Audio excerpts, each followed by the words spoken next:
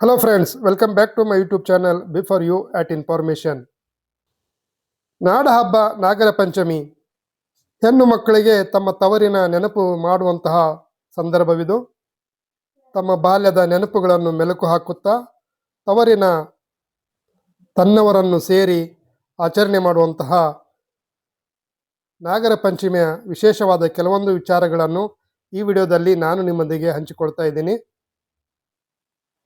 ನಾಗರ ಪಂಚಮಿಯು ಭಾರತದ ವಿವಿಧ ಭಾಗಗಳಲ್ಲಿ ಆಚರಿಸುವ ಒಂದು ಹಿಂದೂ ಹಬ್ಬವಾಗಿದೆ.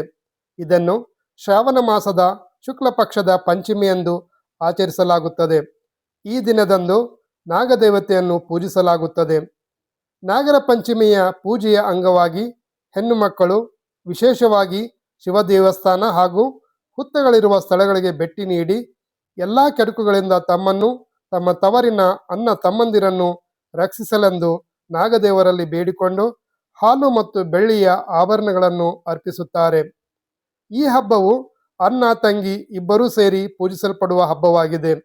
ಈ ದಿನದಂದು ಹೆಣ್ಣು ಮಕ್ಕಳು ತಮ್ಮ ಸಹೋದರನ ಒಳಿತಿಗಾಗಿ ಹುತ್ತಕ್ಕೆ ಹಾಲನ್ನು ಎರೆದು ನಾಗದೇವರಲ್ಲಿ ಪ್ರಾರ್ಥನೆ ಮಾಡಿ ಪೂಜೆ ಸಲ್ಲಿಸುತ್ತಾರೆ. ಈ ದಿನದಂದು ನಾಗದೇವತೆಯನ್ನು ಪೂಜಿಸಿ ಹಾಲು ಎರೆದು ಹುತ್ತಕ್ಕೆ ನಮಸ್ಕರಿಸುವುದರಿಂದ ಸರ್ಪದೋಷಗಳು ನಿವಾರಣೆಯಾಗುತ್ತವೆ ಮತ್ತು ಕುಟುಂಬಕ್ಕೆ ರಕ್ಷಣೆ ದೊರೆಯುತ್ತದೆ ಎಂಬ ನಂಬಿಕೆ ಇದೆ. ಉತ್ತರ ಕರ್ನಾಟಕದಲ್ಲಿ ಈ ಹಬ್ಬವನ್ನು 3 ದಿನಗಳ ಕಾಲ ಆಚರಿಸಲಾಗುತ್ತದೆ. ನಾಗರ ಪಂಚಮಿಯ ನಂತರ ರಕ್ಷಾಬಂಧನ್, ಕೃಷ್ಣ ಜನ್ಮಾಷ್ಟಮಿ, ಗಣೇಶ ಚತುರ್ಥಿ, ದಸರಾ, ದೀಪಾವಳಿ ಹೀಗೆ ಸಾಲು ಸಾಲು ಹಬ್ಬಗಳು ಆರಂಭವಾಗುತ್ತವೆ.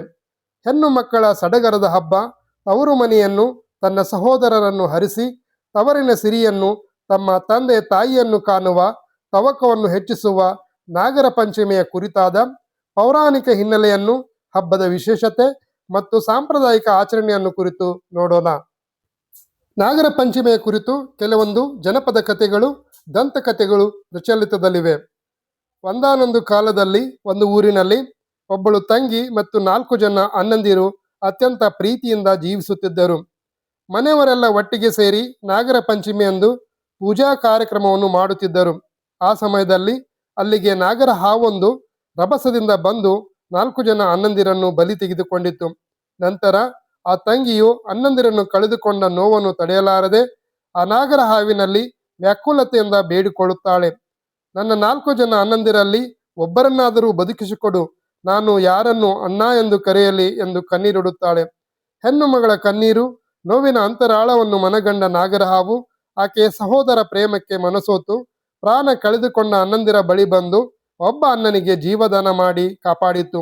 ನಂತರ ಅಣ್ಣ ತಂಗಿ ಇಬ್ಬರು ಸೇರಿ ನಾಗರ ಪಂಚಮಿ ಹಬ್ಬವನ್ನು ಸಂಭ್ರಮದಿಂದ ಆಚರಿಸಿದರು. ಪುರಾಣದ ಕಥೆಯ ಪ್ರಕಾರ ಜನುಮೇಜಯ ರಾಜ ತನ್ನ ತಂದೆ ಪರೀಕ್ಷಿತ ರಾಜನ ಸಾವಿಗೆ ಸರ್ಪವೊಂದು ಕಾರಣವೆಂದು ತಿಳಿದು ಭೂಲೋಕದಲ್ಲಿ ಸರ್ಪ ಸಂಕುಲವನ್ನು ನಿರ್ನಾಮ ಮಾಡಲು ಸರ್ಪಯಜ್ಞವನ್ನು ಆರಂಭಿಸುತ್ತಾನೆ. ಆ ಸಂದರ್ಭದಲ್ಲಿ ಸರ್ಪಗಳ ದೂರದ ಬಂಧುವಾದ ಆಸ್ತಿಕ ಋಷಿಯು ಸರ್ಪಯಜ್ಞ ಮಾಡುವ ಜನಮೇಜಯ ರಾಜನನ್ನು ಪ್ರಸನ್ನಗೊಳಿಸುತ್ತಾನೆ. ಆ ಸಂದರ್ಭದಲ್ಲಿ ಜನಮೇಜಯ ರಾಜನು ಆಸ್ತಿಕ ಋಷಿಗಳಿಗೆ ವರವನ್ನು ಕೇಳು ಎಂದು ಹೇಳಿದಾಗ ಆಸ್ತಿಕ ಋಷಿಯು ಜನಮೇಜಯ ರಾಜನಿಗೆ ಹೀಗೆ ಹೇಳುತ್ತಾರೆ, ಪ್ರಾಣಿ ಹಿಂಸೆ ಮಹಾಪಾಪ, ನೀನು ಈಗಾಗಲೇ ಮಾಡುತ್ತಿರುವ ಸರ್ಪಯಜ್ಞವನ್ನು ನಿಲ್ಲಿಸಬೇಕು, ಇದುವೇ ನಾನು ನಿಮ್ಮಲ್ಲಿ ಕೇಳುವ ವರವೆಂದು ಹೇಳುತ್ತಾರೆ. ಜನಮೇಜಯ ರಾಜನು ಆಸ್ತಿಕ ಋಷಿಯ ಮಾತಿನಂತೆ ಸರ್ಪಯಜ್ಞವನ್ನು ನಿಲ್ಲಿಸುತ್ತಾನೆ.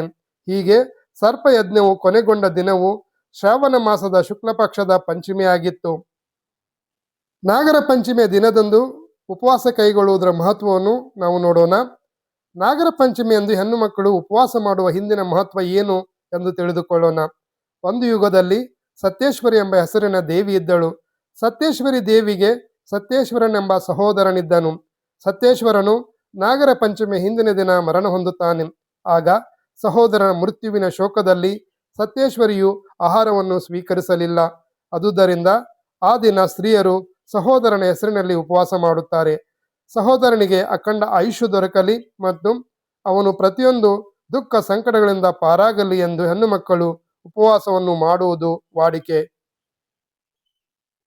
ನಾಗರ ಪಂಚಮಿಯ ಹಿಂದಿನ ದಿನ ಪ್ರತಿಯೊಬ್ಬ ಸಹೋದರಿಯು ತಮ್ಮ ಸಹೋದರರ ಅಖಂಡ ಆಯುಷ್ಯಕ್ಕಾಗಿ ದೇವರಲ್ಲಿ ಮೊರೆ ಇಡುವುದರಿಂದ ಅವಳ ಸಹೋದರನಿಗೆ ಅಕಾಲಿಕ ಮರಣದಿಂದ ರಕ್ಷಣೆಯಾಗುತ್ತದೆ. ಸತ್ಯೇಶ್ವರಿ ದೇವಿಗೆ ಅವಳ ಸಹೋದರನು ನಾಗರ ರೂಪದಲ್ಲಿ ಕಂಡನು. ಆಗ ಸತ್ಯೇಶ್ವರಿ ದೇವಿಯು ಆ ನಾಗರೂಪವನ್ನು ತನ್ನ ಸಹೋದರನೆಂದು ಭಾವಿಸಿದಳು. ಆಗ ನಾಗದೇವನು ನನ್ನನ್ನು ಸಹೋದರನೆಂದು ಭಾವಿಸಿ ಪೂಜೆ ಮಾಡಿದ ಸಹೋದರಿಯ ರಕ್ಷಣೆಯನ್ನು ನಾನು ಮಾಡುವೆನೆಂದು ಹೇಳಿ ವಚನವನ್ನು ನೀಡಿದನು. ಈ ಕಾರಣದಿಂದಲೇ ನಾಗರ ಪಂಚಮಿಯ ದಿನದಂದು ಪ್ರತಿಯೊಬ್ಬ ಸ್ತ್ರೀಯು ನಾಗನ ಪೂಜೆ ಮಾಡಿ ನಾಗರ ಪಂಚಮಿಯನ್ನು ಆಚರಿಸುತ್ತಾಳೆ. ಶ್ರೀಕೃಷ್ಣನು ಯಮುನಾ ನದಿಯ ಆಳದಲ್ಲಿದ್ದ ಕಳಿಂಗ ನಾಗನನ್ನು ಮರ್ದನ ಮಾಡಿದ್ದನು. ಆ ದಿನವೂ ಕೂಡ ಶ್ರಾವಣ ಶುಕ್ಲ ಪಂಚಮಿಯಾಗಿತ್ತು. ನಾಗಗಳಲ್ಲಿ ಶ್ರೇಷ್ಠನಾದ ಅನಂತನೇ ನಾನು ಎಂದು ಭಗವದ್ಗೀತೆಯ ವಿಭೂತಿ ಯೋಗದಲ್ಲಿ ಶ್ರೀಕೃಷ್ಣನು ಹೇಳುತ್ತಾನೆ.